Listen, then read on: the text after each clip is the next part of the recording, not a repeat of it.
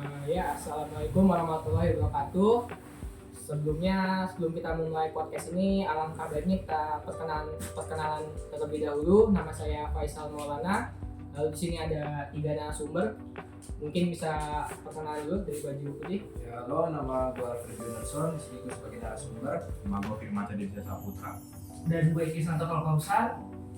Nah, jadi pada kesempatan kali ini kita akan membahas topik yang relate ya sama kesempatan kita, yaitu Gen Z di dunia kerja, karakteristik, tantangan, dan sarannya.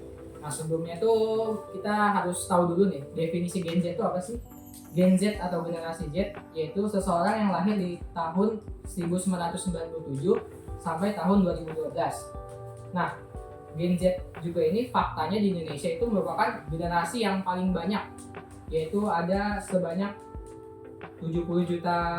74 juta jiwa, lalu disusul milenial 69 juta jiwa, lalu ada Gen X 58 juta, ada baby boomer 31 juta, ada post Gen Z 29 juta, dan ada pre-boomer 5 juta jiwa.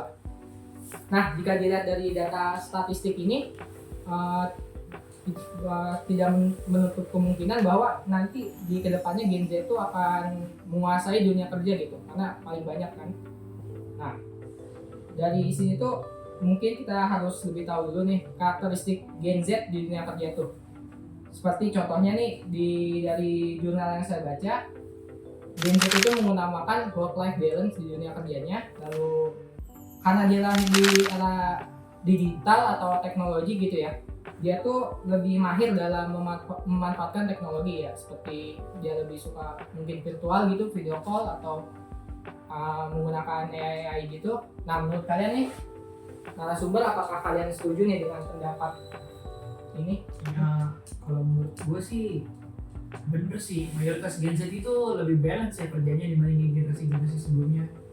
Mereka kalau kerja tuh sebisa mungkin tuh sebalance mungkin. Contohnya kayak waktu kerja itu nggak lebih dari 10 jam sehari, terus waktu istirahat nggak kurang dari 7 jam gitu. Terus mereka juga biasanya jauh lebih fleksibel sih. Misalkan suruh kerja hari libur tapi hari kerjanya ditukar, mereka nggak apa-apa, nggak masalah gitu, selama jadwalnya balance saja. Terus mereka juga biasanya lebih gampang sih diajak kerjasama atau komunikasi. Contohnya aja lewat media digital kan, mereka tuh gampang banget diajak bicara di media-media digital sekarang. Itu menurut pendapat gue ya. Kalau menurut pendapat kalian berdua gimana itu? Ya, kalau menurut pendapat gue sih, Gen Z itu generasi yang paling kreatif ya. Ya, mungkin karena mereka juga lahirnya di era digitalisasi yang makin modern, jadi ya membuat sikapnya Gen Z itu ya jadinya kreatif. Dan juga banyak juga contohnya ya, konten kreator sekarang aja diisi para Gen Z. Kayak berbagai iklan aja sekarang kita bisa lihat konten-konten iklan kan juga dipenuhi sama generasi Gen Z. Nah, dan juga ada juga nih yang pengen gue bahas juga. Nah, menurut gue Gen Z itu mereka lebih terbuka dibandingkan generasi yang lainnya. Menurut gue sih itu bukan karena mentalnya yang lemah ya, tapi karena mungkin mereka hidup di zaman modern gini kan, mereka jadinya menggunakan sosial media itu ya sebagai pelampiasan mereka speak up tentang kehidupan mereka.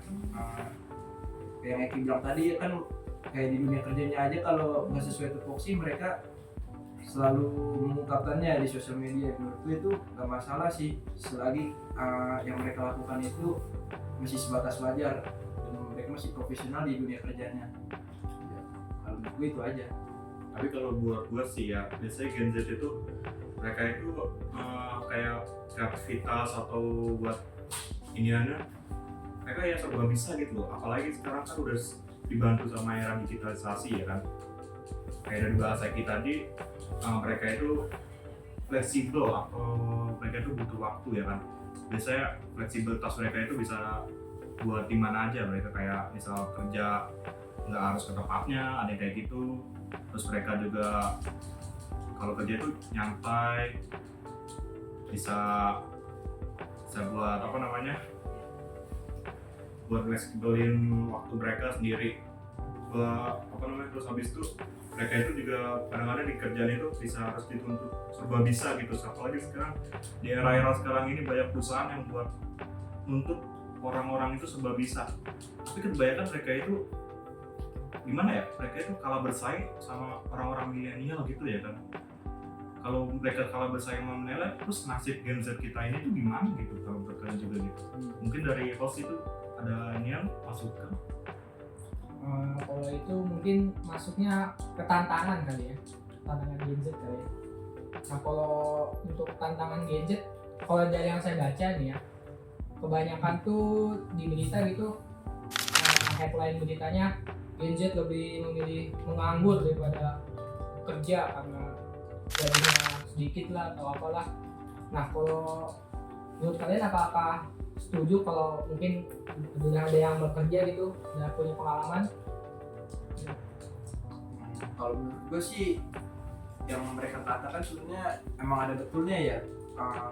Dengan mereka skill dan pendidikan yang mereka miliki, tapi upah yang didapatkan dari tempat kerjanya itu nggak sesuai, ya mungkin bisa jadi ada benarnya juga. Dan ya kayak tadi Firman bilang kan milenial bisa lebih hebat.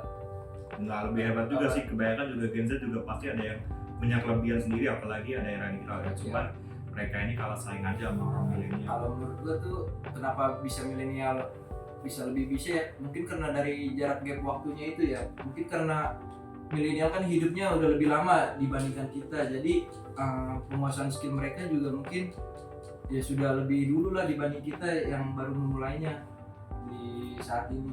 Mungkin itu yang membuatnya mereka bisa lebih, ya bisa dibilang lebih lebih bisa dari kita lah menurut gue.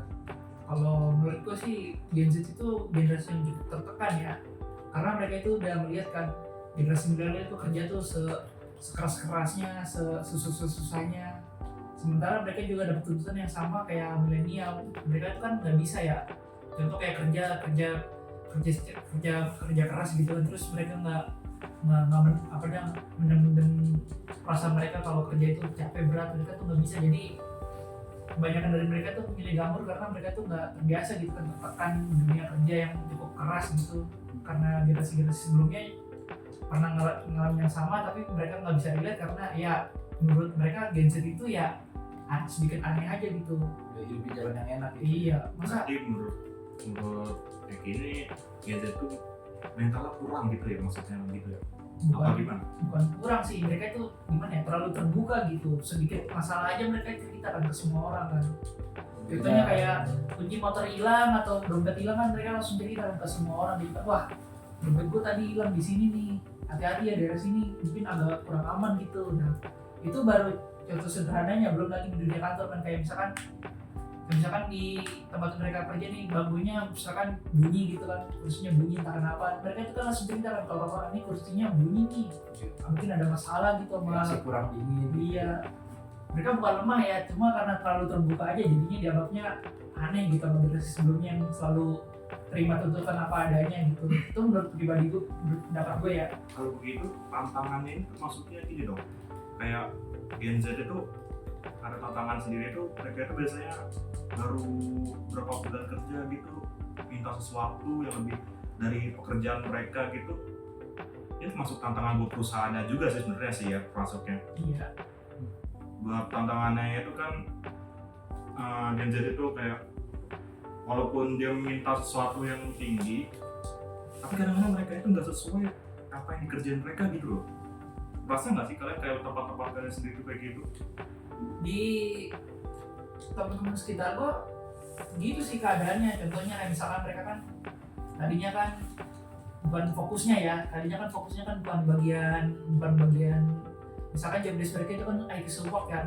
Tadinya mereka ngerjain IT support tuh kayak bantu-bantu ngurusin masalah-masalah di kantor, sekitaran PC yang bermasalah di kantor gitu. Terus tiba-tiba sama bos mereka disuruh kan, kamu sini bantu saya ngurusin dokumen-dokumen yang ada di sini. Itu kan mereka kan merasa buat apa kan gue bantuin kan, bukan job desk gue. Sementara perusahaan kan menganggap itu kan ini kenapa mereka diminta melakukan pekerjaan ini mereka nggak mau gitu kan, artinya masalah gitu. Mungkin dari sudut pandang aja sih yang berbeda menurut gua, kayak kebiasaan hidup aja.